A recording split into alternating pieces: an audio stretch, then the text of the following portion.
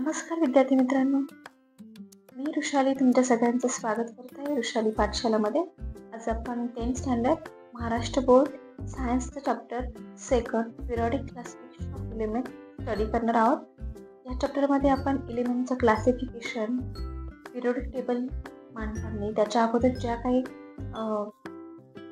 फॉर्ममध्ये एलिमेंट्स मांडले होते ते सगळे फॉर्म्स, डोबेरियनचे ट्रायड्स, न्यूझीलँडचे ऑक्टेव्स, हे सगळे मेंडेलिव्हज पिरियडिक टेबल ह्या सगळ्यांचे आपण स्टडी करणार आहोत. तर या अगोदर आपण रिकॉल मागच्या एपिसोडमध्ये आपण काय शिकलोय हे आपण थोडक्यात माहिती बघणार आहे याची. त्याच्यामध्ये type of matter, type of elements, smallest particle of matter, त्याच्यानंतर difference between molecules of elements and compound, सगळे आपण आता मागच्या एपिसोडात आपण सगळं स्टडी केलंय. आता मॅटरचे प्रकार वगैरे सगळे आपण बघितले. आज आपण या चॅप्टरमध्ये बघणार आहे क्लासिफिकेशन ऑफ एलिमेंट्स आणि मग आपण स्टडी करणार आहे प्रॉपरली पिरियडिक टेबलचं. एलिमेंटचं क्लासिफिकेशन करताना सगळ्यात अगोदर कशावर नाही केलं होतं, तर त्याच्या फिजिकल प्रॉपर्टीवरनं किंवा फिजिकल प्रॉपर्टीवरनं त्याचा स्टडी केला होता. तर एकूण निसर्गामध्ये नेचरमध्ये किती एलिमेंट्स प्रेझेंट आहे, तर ते आहे 118 एलिमेंट्स प्रेझेंट आहे. त्यापैकी बरेचसे काय नॅचरली अबंडन्स किंवा नॅचरली अवेलेबल आहेत. त्यातले काही जे एलिमेंट्स आहे, रेडिएटिव्ह एलिमेंट्स आहे, हे मॅनमेड आहेत. मग स्टार्टिंगली अगोदर जेव्हा एलिमेंटचं क्लासिफिकेशन केलं तर ते क्लासिफिकेशन कशामध्ये केलं, तर 3 फॉर्ममध्ये केलं, रॅन्डमली 3 फॉर्ममध्ये केलं. फर्स्ट त्याचा फॉर्म काय, शॉर्टली काय आपण बघतो, मेटलमध्ये केलं, metal, non metal and metal आणि नॉन मेटलच्या ज्या इन बिटवीन प्रॉपर्टी दाखवतो त्याला मेटलॉइड म्हणतात. म्हणजे स्टार्टिंगला त्याचं ह्या रॅन्डमली 3 भागामध्ये त्याचं क्लासिफिकेशन केलं. आणि किती एलिमेंट्स नोन आहे, 118 एलिमेंट्स आपल्याला नोन आहेत. मग आता हे एलिमेंटचं आपण रॅन्डमली त्याचं क्लासिफिकेशन केलं. त्याच्यामध्ये आता स्टार्टिंगला फर्स्टली डोबेराइन नावाच्या सायंटिस्टने एलिमेंटचं काय केलं, तर त्याचे मांडणी करण्याचा, त्याची अरेंजमेंट करण्याचा प्रयत्न केला. तर मग त्याला काय म्हणतात, डोबेराइनचे ट्रायड्स म्हणतात. तर डोबेराइनचे ट्रायड्स म्हणजे काय असतं, तर ते बघा, Dobereiner triads made group of 3 elements each having similar chemical properties and called as triad. म्हणजे डोबेराइनने जे काही ग्रुप मांडले 3 एलिमेंटचा, तर त्याच्यामध्ये त्यांची सिमिलर केमिकल प्रॉपर्टी असेल असेच एलिमेंट्स त्याने सोबत घेतले आणि त्याला त्याने ट्रायड्स म्हटलं. हे जर सिम्पली ही डोबेराइनची मांडणी झाली. मग याच्यामध्ये आपण एक्झाम्पलमध्ये बघू शकतो की डोबेराइनचे ट्रायड कसे झाले. डोबेराइनने काय सांगितलंय, त्याने 3 एलिमेंटचं क्लासिफिकेशन केलं. कसं, आता एक्झाम्पल आपण बघू, लिथियम, सोडियम अँड पोटॅशियम. टेबलमध्ये स्टडी करताना आपल्या लक्षात येईल की त्याने काय केलंय, मीन घेतलाय. First element and last element ह्या दोघांचा त्याने मीन घेतला आणि हा मीन घेऊन त्याने जो काही सेकंड एलिमेंट्स आहे त्याचं ज्याने ॲटॉमिक मास काढलं आणि हे ॲटॉमिक मास हे काय अप्रॉक्सिमेटली इक्वल टू काय, ह्या दोघांच्या बेरीज आणि त्याला डिवायडेड 2 केलेत, ह्याच्यासोबत ते मॅच होतं. असं डोबेराइनने त्याचं क्लासिफिकेशन केलं आणि त्याने ते त्याच्या केमिकल प्रॉपर्टीसोबत क्लासिफिकेशन केलं. पण हे जे मॉडेल आहे डोबेराइनचं, याला खूप सारे लिमिटेशन आले. त्याने फक्त काही तो ह्या प्रकारे एलिमेंट्स मांडू शकला. जे बाकीचे उरलेले एलिमेंट्स कसे मांडावे ते त्याला काही समजलं नाही किंवा ते मांडताच आले नाही, कारण त्यांनी काही सेम प्रॉपर्टी दाखवलीच नाही. अगदी बोटावर मोजता इतकेच एलिमेंट्सनी सेम प्रॉपर्टी दाखवली. त्याच्यामुळे हे डोबेराइनचं ट्रायड्स मॉडेल आहे हे फेल झाले. त्याच्यानंतर काय आलं, तर न्यूझीलँड नावाचा सायंटिस्ट आला. हा इंग्लिश सायंटिस्ट होता. तर याने काय केलं, याने ऑक्टेव्ह रूल्स आणला आणि याचा हा ऑक्टेव्ह रूल्स कोणत्या बेसिसवर आहे, जसं आपल्या संगीतातले जे काही स्वर आहे, 7 स्वर, परत रॅन्डमली पहिला स्वर येतो म्हणजे तो 8व्या नंबरला येतो. ज्या स्वरांच्या आपल्या मराठीमध्ये स्वर येतात, तसे इंग्लिशमध्ये पण 7 स्वर असतात किंवा हे संगीताचे म्युझिकल नोट्स असतात. याच्यावरती त्याने एलिमेंटचं क्लासिफिकेशन केलं. ह्या क्लासिफिकेशनमध्ये त्याने काय सांगितलं, जो काही फर्स्ट एलिमेंट्स असतो it's property similar to 8 elements. जो पहिला एलिमेंट्स आहे त्याची केमिकल प्रॉपर्टी, फिजिकल प्रॉपर्टी काय असेल ती सगळी कोणाबरोबर सेम असते, 8 नंबरच्या एलिमेंट्स बरोबर सेम असते. आता त्याच्यामध्ये शॉर्टली आपण काय शॉर्ट फॉर्ममध्ये बघू काय, New Zealand found that every 8 elements from lithium and both have similar properties.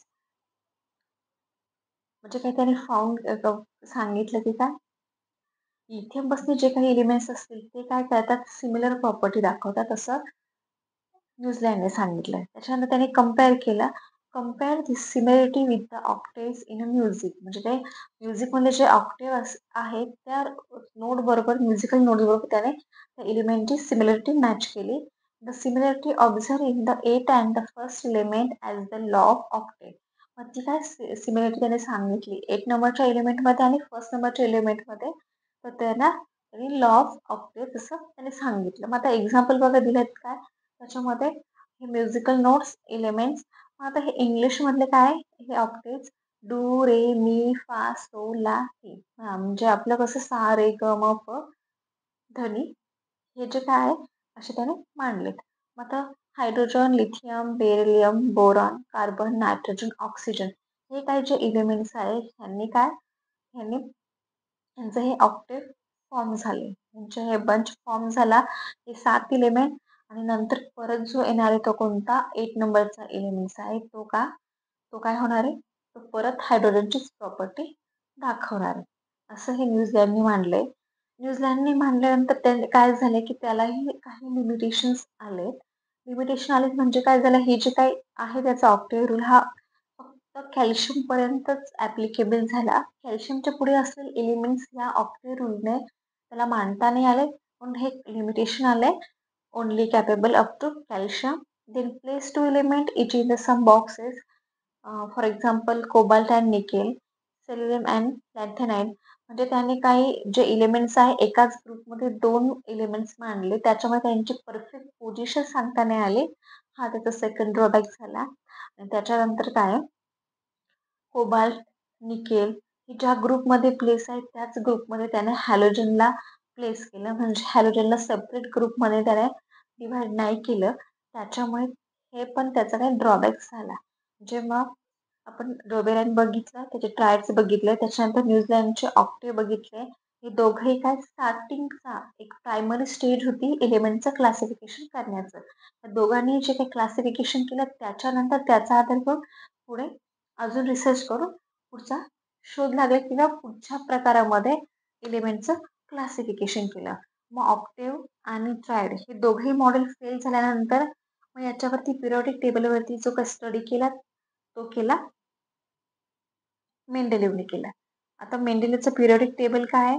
या पिरियॉडिक टेबलचाच आधार घेऊन जी आपली मॉडर्न जी आधुनिक आवर्त सारणी आपण म्हणतो किंवा मॉडर्न पिरियॉडिक टेबल आहे हा याचाच रिझल्ट आहे. त्याच्यामुळे फर्स्टली जो काही सायंटिफिकली जो काही प्रयत्न केला आवर्त सारणी मांडण्याचा पिरियॉडिक टेबल मांडण्याचा तो केला कोणी तर मेंडेलिव्हने केलाय. म्हणून मेंडेलिव्हला काय म्हणतात फादर ऑफ पिरियॉडिक टेबल म्हणतात.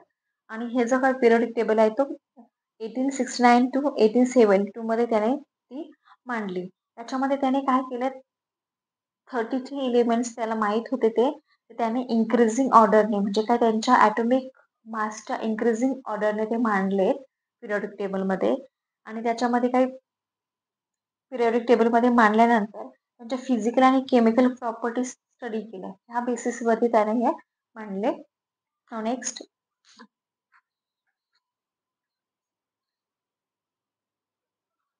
हे मांडल्यानंतर काय झालंय की एलिमेंट्स त्याने पिरियॉडिकली ऑर्गनाइज केले. मग याची chemical properties physical properties study करून त्याने काही मॉलिक्युलर फॉर्म्युला बनवले त्यांच्या हायड्राईडचा आणि ऑक्साईडचा. हे पण त्याने मांडले.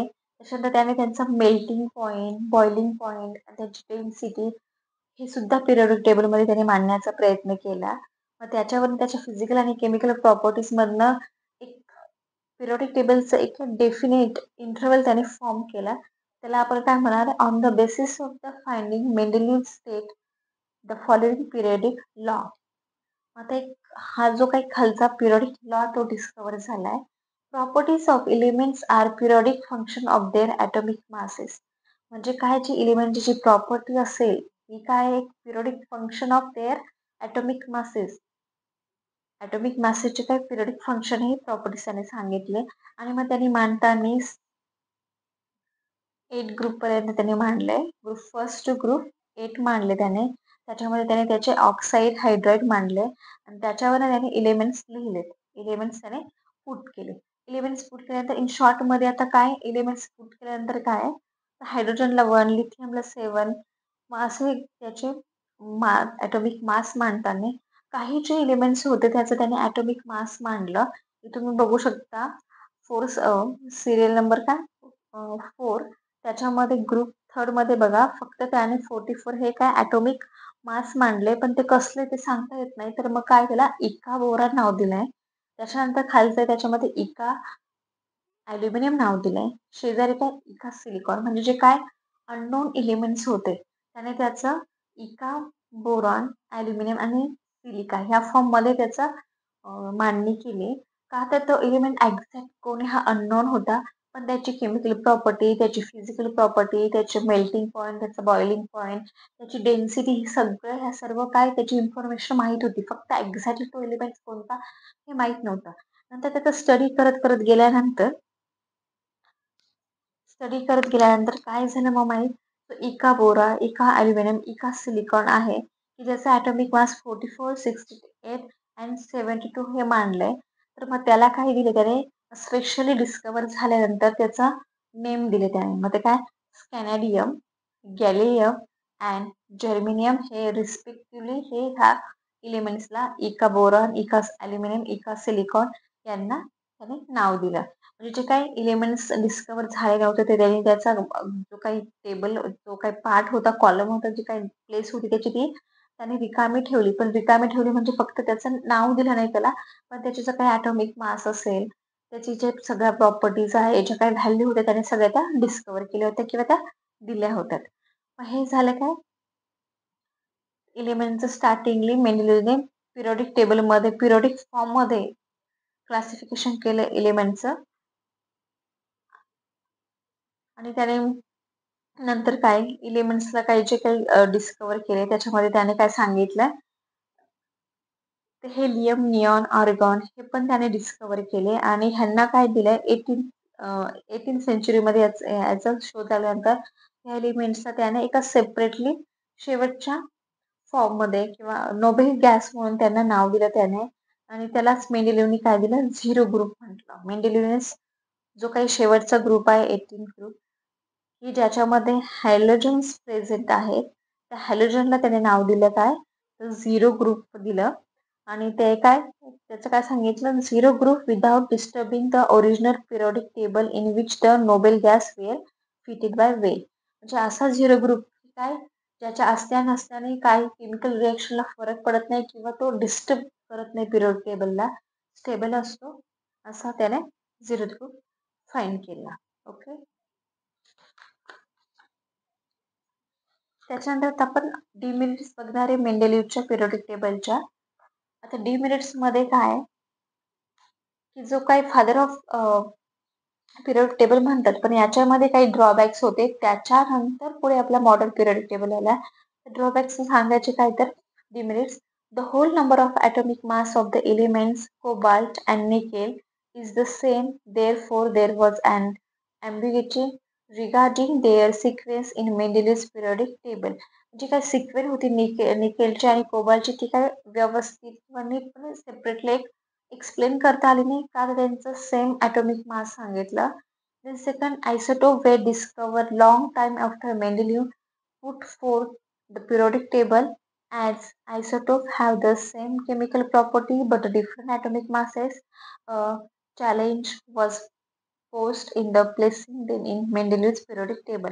म्हणजे काय आयसोटोप होते की त्यांचे केमिकल प्रॉपर्टीज काय असेल, केमिकल सेम त्यांच्या केमिकल प्रॉपर्टी असतील पण ते काय डिफरंट काय असेल, त्यांचा ॲटॉमिक मास डिफरंट असेल. असे जे एलिमेंट्स पिरियडिक टेबलमध्ये मांडणे हे एक चॅलेंज होतं. इथे पण हे मॉडेल फेल झालंय. नाव next third, when element are arranged in the increasing order of the atomic masses, the rise in the atomic mass does not appear to be uniform. म्हणजे जसं काही एलिमेंटचे काय ॲटॉमिक मास वाढत जाते ते एक युनिफॉर्म वेने ते वाढत नाही, ते रँडमली वाढत होतं. It was not possible therefore to periodic how many elements could be discover between the two heavy elements. म्हणजे मग याच्याने काय जे दोन एलिमेंट्समध्ये कोणता हेवी एलिमेंट्स आहे ह्याचं कंपॅरिझन करता येत नव्हतं. ते रॅन्डमली मास वाढत होतं, पण कोण हेवी कोण लायटर हे त्याचं क्लासिफिकेशन करता येत नव्हतं. म्हणून इथे ते मॉडेल फेल झालं मेंडेलिव्हचं. आणि लास्ट आहे position of hydrogen. Hydrogen shows similar with the halogen. Group 7 for the example molecular formula of hydrogen is H2 while the molecular formula of fluorine and chlorine are F2 and Cl2 respectively. म्हणजेच काय हायड्रोजनची position निश्चित करता आली नाही. हे एक त्याचा drawback झाला. आणि त्याच्यानंतर पहा जे काही अल्कली होते, अल्कली मेटल्स ग्रुप फर्स्ट मध्ये त्यांच्या केमिकल प्रॉपर्टीज हायड्रोजन सारख्या किंवा हायड्रोजन ग्रुपमध्ये there is a similarity in the molecular formula of the compound of the hydrogen alkali metals sodium potassium form with the chlorine and oxygen. त्यांच्या काही properties same कशासोबत दाखवत होते ते तर क्लोरीन अँड ऑक्सिजन बरोबर त्याच्या सेम दाखवत होतो. On the considering the above properties, it can be not be decided whether the correct position of hydrogen in the group of alkali metals or in group of halogen group. मग हे काय एक shortly काय confusion होतं की हायड्रोजनची position नक्की नव्हती. ती ग्रुप फर्स्ट मध्ये अल्कली मेटल मध्ये द्यायची की हॅलोजन ग्रुपमध्ये 7th ग्रुपमध्ये द्यायचे. याच्यामुळे पण हे मॉडेल काय फेल झालं. याच्यावरूनच याचाच आधार घेऊन जी काय मग आपली मॉडर्न पिरियडिक टेबल्स फॉर्म झाला, पिरियडिक लॉ आला, जे आपण नेक्स्ट लेक्चरमध्ये बघणार आहे. पिरियडिक टेबलचे इन्फॉर्मेशन तुम्हाला नक्कीच आवडले असेल. चॅनलला लाईक करा, सबस्क्राईब करा. Thank you for watching this video.